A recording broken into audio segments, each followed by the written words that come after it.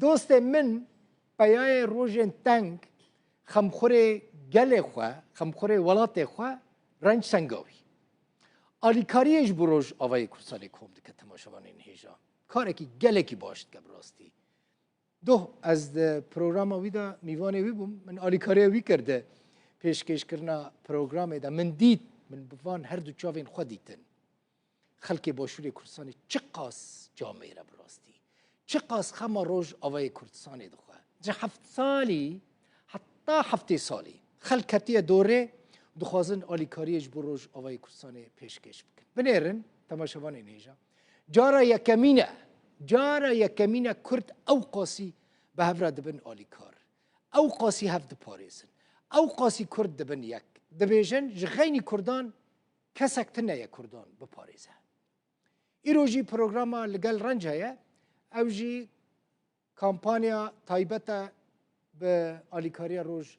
آوای کردستانه او جی دیمن راستن اون دبینن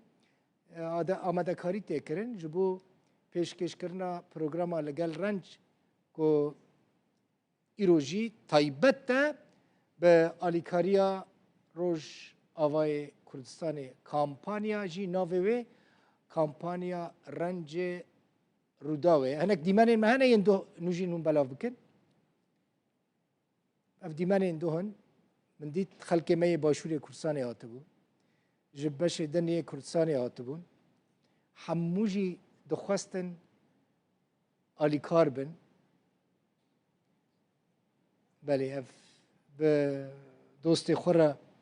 رنج رابوم من نخواست براستی رنج به تنه بهیلم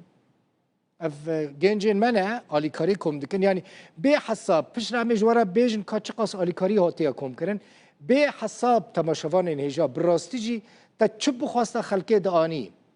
اف جی تابلویه که هنرمنده کی جه دیری که گزی چیه کریه